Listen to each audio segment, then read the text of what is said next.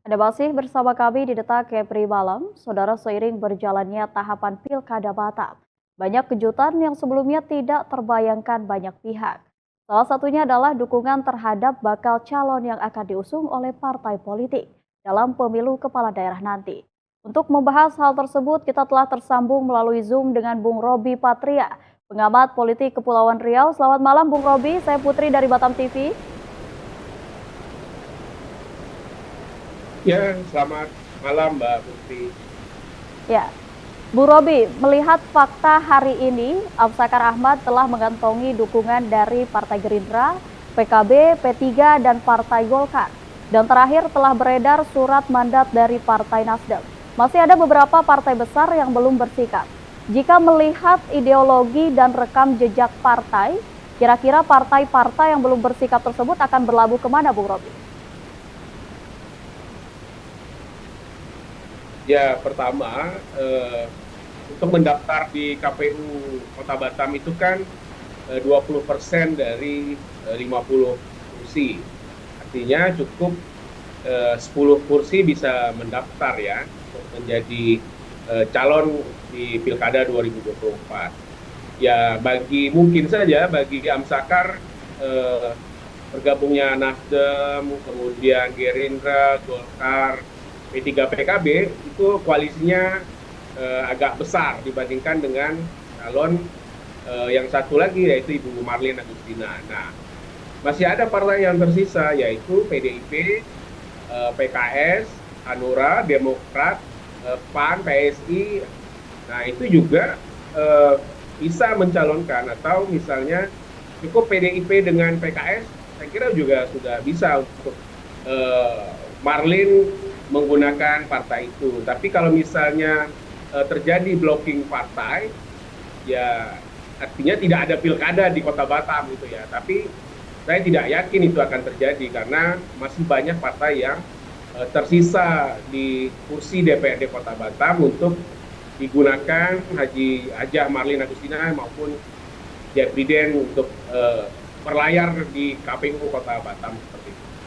Artinya kira-kira partai yang belum bersikap seperti PKS dan PDI Perjuangan akan berlabuh kemana, Bung Robi? Yang kita ketahui bahwa PKS memiliki ideologi Islam, yang mana dalam Islam laki-laki adalah pemimpin perempuan.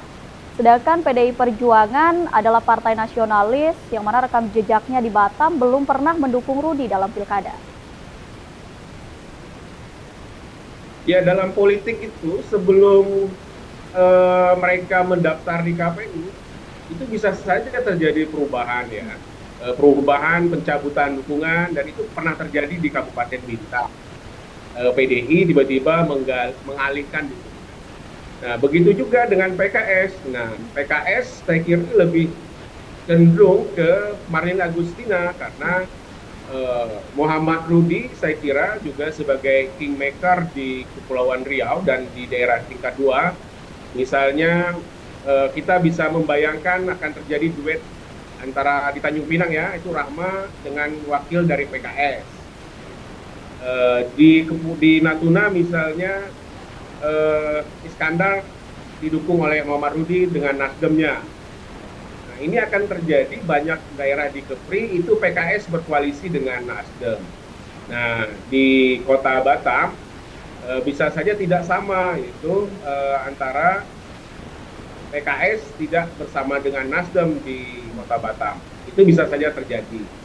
Nah, artinya peluang Hajah Marlin Agustina tidak tertutup sampai hari ini karena pendaftaran masih sekitar 1 bulan lebih, yaitu dimulai tanggal 27 Agustus 2024 sampai 2029, tanggal 29 Agustus. Saya kira itu. Baik, menurut Bung Robi, apa yang menjadi daya tarik Absakar sehingga ia justru mendapat dukungan terlebih dahulu dibanding Marlin Agustina? Kalau saya lihat ini bukan Amsakar ya, yang memiliki koneksi pusat itu si Claudia. Claudia karena memiliki hubungan dekat dengan pengurus DPP Gerindra. Jadi saya kira yang berperan melakukan lobby ini adalah koalisinya yang dimotori oleh Gerindra. Nah, Amsakar kita tahu dia sudah, saya kira tidak lagi di Nasdem karena beredar KTA-nya Golkar. Karena Golkar juga tidak membantah, tidak mengiyakan, tapi informasi yang beredar di Golkar memang Amsakar sudah pindah ke Golkar. Jadi yang motor penggeraknya saya kira bukan Amsakar tapi Claudia itu, karena beliau memiliki jaringan yang baik di level pusat karena kedekatannya dengan pengurus DPP Gerindra seperti itu. Ya, Bu Robi, apakah mungkin belum adanya dukungan terhadap Bu Marlin lebih disebabkan adanya penolakan parpol atas bakal calon wakil yang disodorkan dalam hal ini Jafridin? Karena parpol juga mungkin menginginkan wakil dari mereka.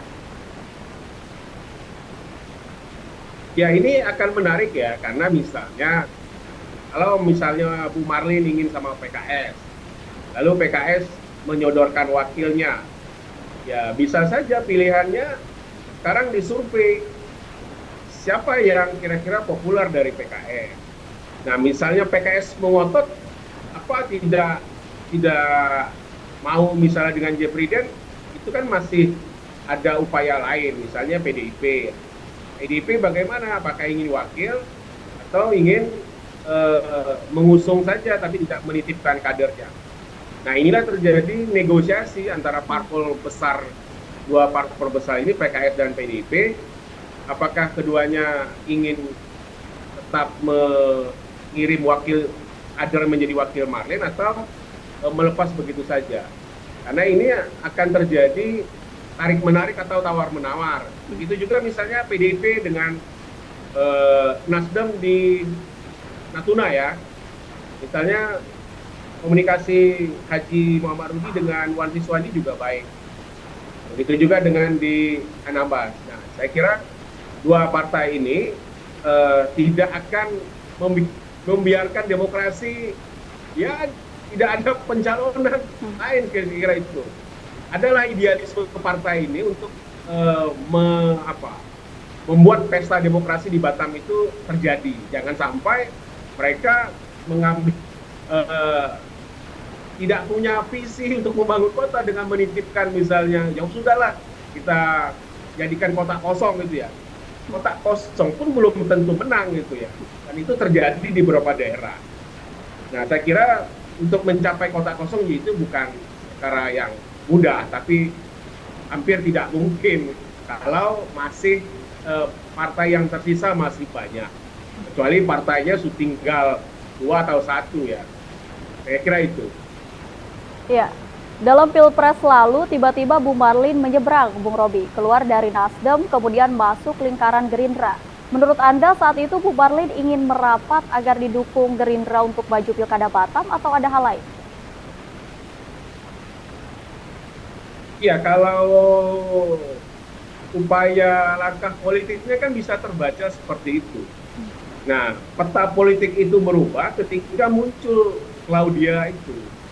Li Claudia tiba-tiba muncul dan itu mengubah peta politik di Kepulauan Riau. Bukan hanya Batam, karena tahun 2023 itu Ketua Gerindra Provinsi atau Iman Setiawan dan pengurusnya kan sudah mendeklar mereka mendukung Haji Muhammad Rudi di Pilkada Kepulauan Riau di Hotel CK kalau nggak salah.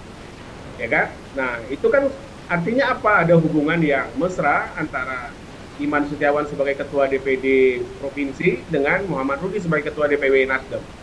Nah, tiba-tiba muncullah Li Claudia yang lama berkarir di Tangerang, menjadi anggota DPRD, kemudian nyalek di Kalbar tidak jadi ya DPR RI. Lalu dia melihat peluang di Batam. Melihat peluang di Batam, ya ketemu Amsakar. Nah, ini ya merubah peta bagaimana hubungan Amsakar dengan Claudia kan tiba-tiba baru gitu ya. Nggak ada, saya kira ini baru komunikasi gitu. Nah, langsung terjadi hubungan yang baik gitu. Daripada tidak dapat menjadi wali kota, ya mendingan Claudia menjadi wakilnya Amsakar. Karena nggak mungkin sama Marlin, karena Marlin perempuan dan Claudia perempuan. Jadi ya bagi Claudia itu rasional saja. Cuma kan bagi pemilih Kepulauan Riau atau di Kota Batam ini akan menjadi menarik apakah isu-isu politik identitas itu dimainkan atau tidak. Karena beberapa daerah di Indonesia namanya politik identitas itu menjadi senjata yang manjur untuk menjatuhkan lawan politik. Karena ini ya mau apa lagi gitu. Ini daerahnya daerah Melayu ya. Jadi saya kira ini akan sensitif dan itu risiko yang akan dihadapi oleh pasangan Amsakar kalau ada lawan dari Ibu Marlin dan Jepridin atau Marlin dengan siapa gitu. Ya, Bu Robi, jika beberapa pengamat menyebut berhasilnya Bu Marlin maju dalam pilkada nanti sangat bergantung dukungan PDI Perjuangan dan PKS. Menurut Anda bagaimana? Apakah sependapat? Iya, saya sependapat itu. Dan jauh-jauh hari saya bilang PKS dengan PDIP akan menentukan gerbongnya. Kalau PDI dengan PKS gabung ke koalisi Amsakar, maka harapannya tipis ya untuk Marlin bisa mendaftar ke KPU. Tapi kalau misalnya PDI, kemudian Demokrat, Hanura, PSI itu bersama Marlin ya juga bisa mendaftar. Tapi motor penggeraknya saya kira PKS, karena PKS ini kan partai identik dengan Islam, ya kan? Begitu juga PKB sebenarnya, PKB ya P3 itu kan basisnya basis Islam, bukan nasionalis ya. Kalau nasionalis itu Gerindra, Golkar, Nasdem itu nasionalis. Jadi ada pemilih-pemilih yang mereka mengandalkan ya pemilih-pemilih tradisional seperti itu.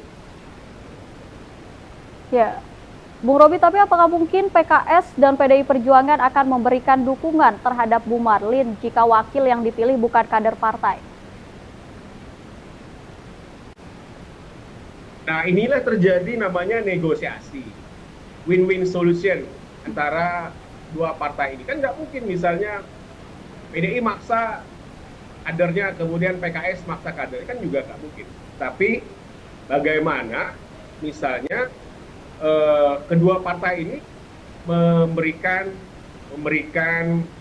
tiketnya untuk pasangan Marlin dengan Jepridin kalau misalnya Marlin dengan Jepridin tidak mau berpisah seperti itu ya.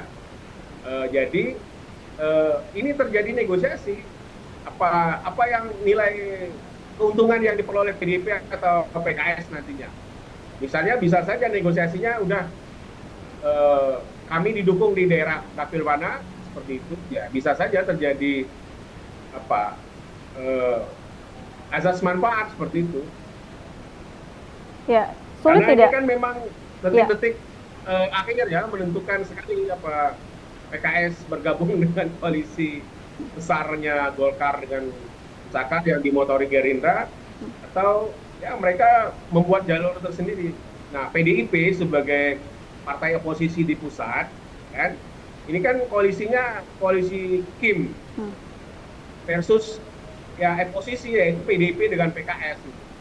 Nah, Marlin punya kesempatan karena untuk memanfaatkan isu oposisi. Jadi Marlin bisa menjadi oposisi untuk menghadapi koalisi besar yang dibangun Zakar.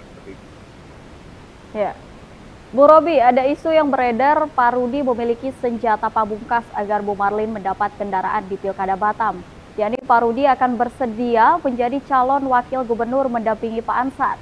Kemudian Partai Golkar akan cabut dukungan dari Pak Amsakar dan berbalik mendukung Bu Marlin. Menurut Anda apakah mungkin?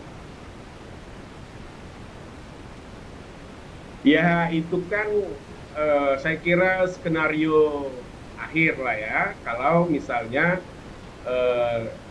tawaran itu diterima, tetapi kan nggak mungkin juga karena Erlangga Hartarto itu kan mesra sekali dengan Prabowo. Lalu secara emosional itu Rudi sama Ansar saya kira sulit untuk disatukan untuk saat ini. Apalagi survei LSI terbaru, Rudi berpeluang menang karena selisihnya 3% ya. Itu yang lembaga. Jadi kalau saya melihat kalau misalnya Ibu Marlin tidak maju sebagai calon wali kota Batam itu menambah benefit atau keuntungan dari Muhammad Rudi sebagai calon gubernur, karena dia tidak menyangkut ada hubungan politik dinasti gitu, bebas dia dari politik dinasti. Sementara Ansar ada politik dinastinya dengan anaknya seperti itu. Tapi kalau dua-duanya maju bersama ya sama-sama saja, dan publik juga tidak ada pilihan, ya kan? Pilihan lain nggak ada, sama-sama menjalani politik dinasti.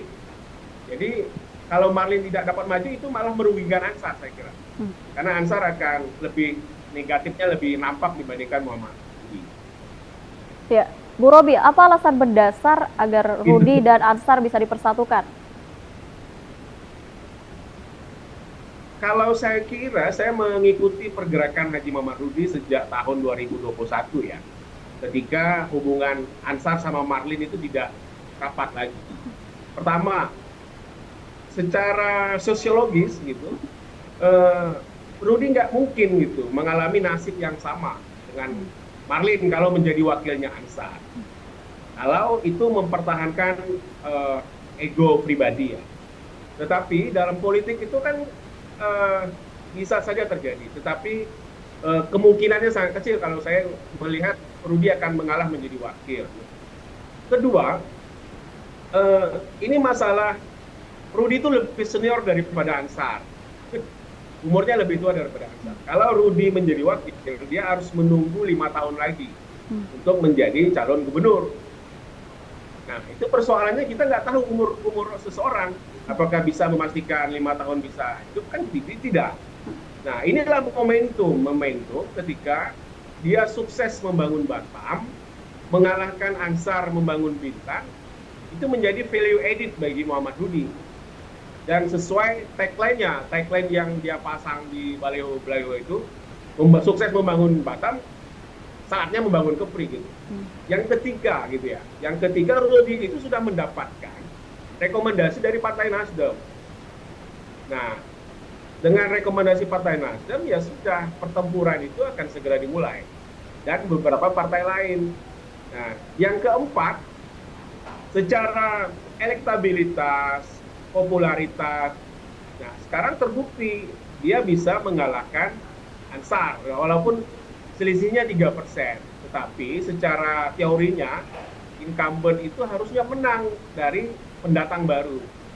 Nah, kalau incumbent sudah di bawah musuhnya atau penantang politiknya, maka itu tanda-tanda bahwa popularitasnya tidak lagi bagus ya, atau keterkenalannya bagus tapi popularitasnya tidak. Nah, itu menjadi poin tersendiri bagi Haji Muhammad Rudi. Maka saya kira alternatif Golkar keluar dari koalisi Amsakar, kemudian Rudi menjadi wakilnya Ansar, itu bisa saja terjadi. Tetapi peluangnya kecil, ya bisa tinggal 5% begitu bisa. Tapi dalam politik sekecil apapun itu bisa menjadi strategi yang menarik. Nah, saya kira begitu, Mbak. Baik, Bung Robi Patria, pengamat politik Kepulauan Riau. Terima kasih Bung Robi atas waktunya.